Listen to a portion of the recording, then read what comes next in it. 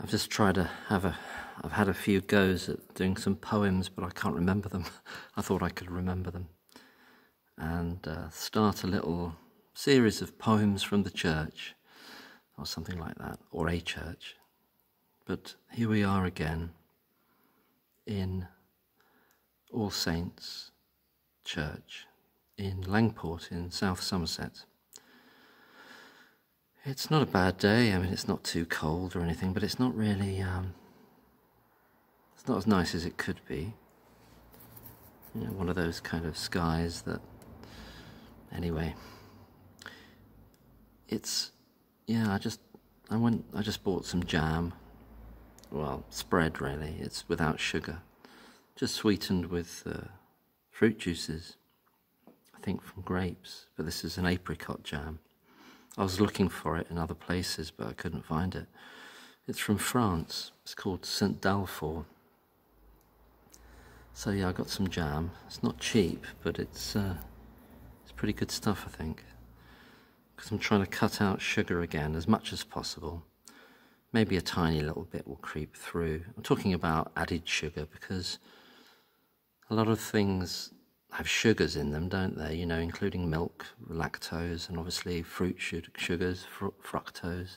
But I'm talking about added sugars, which should be obviously cane or beet sugar and corn syrup and all that kind of malarkey. Did it once before with my dearest friend, and it worked really well for us. And it really helped, so it's going all right actually. I haven't really had any major withdrawal things from it, but it's so surprising to see how many things have got sugar in it. I mean, sometimes not always a lot, but you know, I thought I was all right with mayonnaise, but then I looked at, this is like a Tesco's own brand mayonnaise. I looked at the ingredients in the back, and it said sugar on it. So I'm going to see if I can find some.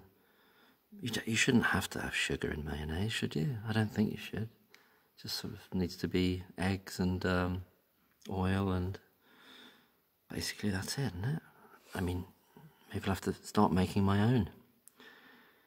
So yeah, I mean, there's some things I'll continue still to have, like soy sauce, which has got a tiny amount of sugar in it added.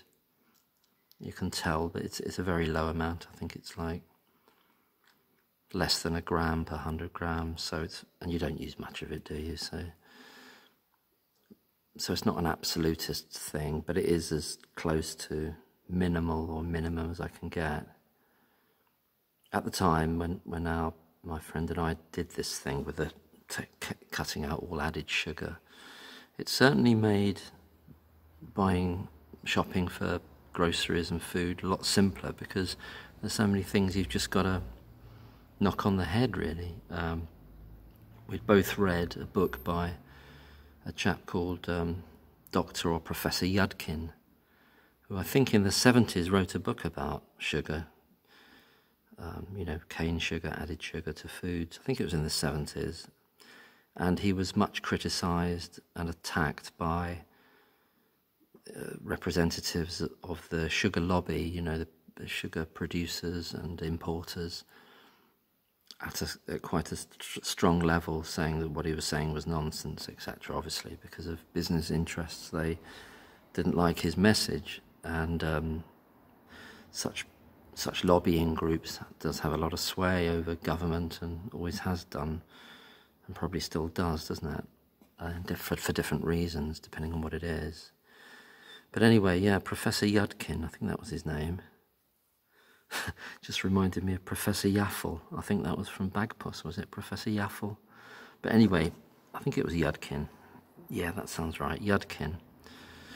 Not Yaffle. But he's got a book out there, if you want to check it out, to do with sugar. And he says in it himself, oh, if he was invited to a dinner by someone and they had a pudding, he wouldn't refuse it, you know. So he's not like absolutely, what do you call it? He's not an absolutist, but it was all about reducing it where you can.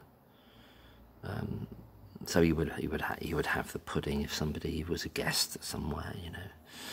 maybe, but it's interesting, and it does make things taste sweeter. You kind of reorientates your taste buds in a way, or whatever it is, your sensations for tasting sweetness.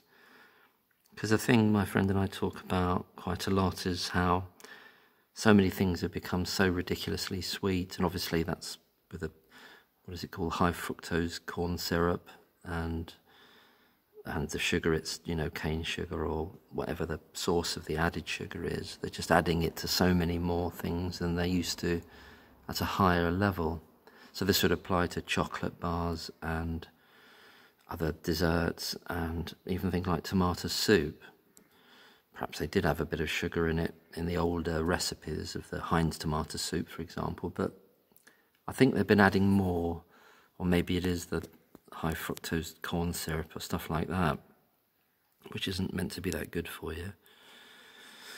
So it's an interesting journey to be back doing it again, and does make it more, as I say, simpler to buy foods, because you can look at the foods available in Tesco's or whatever supermarket, and a lot of them you just say, well, no, that's a sugar thing. So it kind of makes things simple, but this approach doesn't take out honey really, because it's a different. I don't know why it shouldn't, but it just doesn't. It's just not cane sugar. So yeah, so honey's okay still, and so would maple syrup be. Although I'm thinking of getting some maple syrup, but it's bloody expensive. Like £6.40 for a not very big bottle, but I'd like to get some because it is lovely with just a dribble of that on some yogurt and some fruit. Maple syrup, so that's coming from a tree. And I know the cane sugar and stuff and the corn syrup, they come from plants, obviously, and the beet sugar, but it's the processing element. They're so highly processed. So I think that's part of the reason, just to get away from those, but keep things like honey and maple syrup and the sugars you get in milk, lactose, and all the fruit sugars from fruits, and some vegetables like peas, there's sugars in there as well. So I'm going no sugar crazy. No, it's really good actually. I think I'm feeling the benefit of it already. So I'm going to carry on with that. And it takes most alcohol out as well, really, which I didn't want to. I mean, with alcohol, it's a bit more. It's a complicated thing now for various reasons I won't go into, but there's two main things I'm thinking about alcohol now. One is the very large duty tax that's paid on it. So all that goes to the government, who are doing all sorts of weird things with that money, and bad things on many occasions. And, you're looking at, like, for a £5 or £6 bottle of wine, 2/3 of that is tax, with a combination of VAT and then the duty on the alcohol. And then there's, with the cheaper wines, I think it's likely they may be adding cane sugar at some stage to up the alcohol content. I think that's right. So if I ever had some wine again, which I'm not saying I won't, but I'd like it to be a combination of being assured that there wasn't any added sugar in it, that it was just from the sugar from the grapes that had turned to the alcohol, just from the natural sugars in the fruit, with no added sugar, and that somehow or other the bottle of wine or glass of wine was out of that taxation system, so there wasn't any duty on it. So that kind of leaves some kind of homemade wine or some kind of producer of it who's kind of doing it off-grid in some way, doesn't it? So it really minimises the likelihood of drinking any, really. I read a quote by Keats the other day, I think it was on Twitter, and he was talking about this set of things that he thinks would be lovely and charming to have at the same time, and it was like, I think it was like being outdoors and a nice day, and this is just from memory, and reading books, and it's a nice day. There's some fruit there, and can't remember what else he said. So there's nature there, there's books, there's fruit, and he said like a glass of claret taken from a cellar like 100 feet deep or something like that. So when he's writing there in the early 1800s, is it?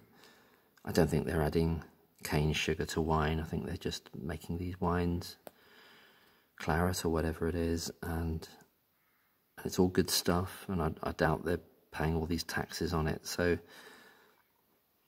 and that's where you get into the whole symbology of wine and the beauty of it as a tradition, which I wouldn't want to lose completely, but the way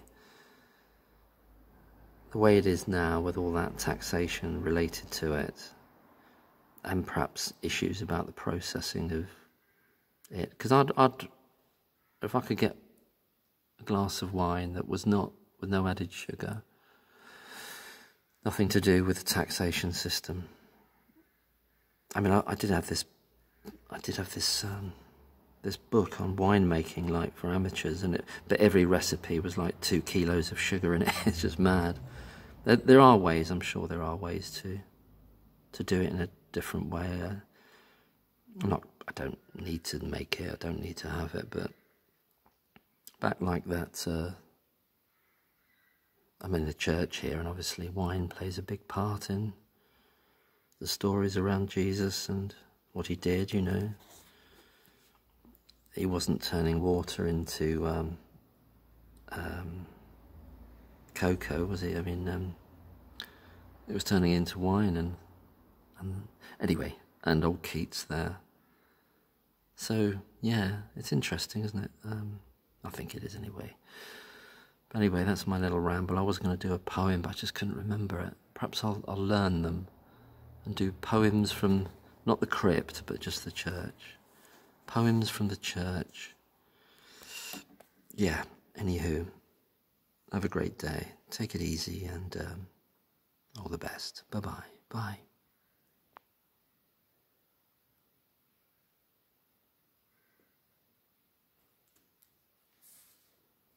I can't turn it off. I'm trying to turn it. How do I turn this off now?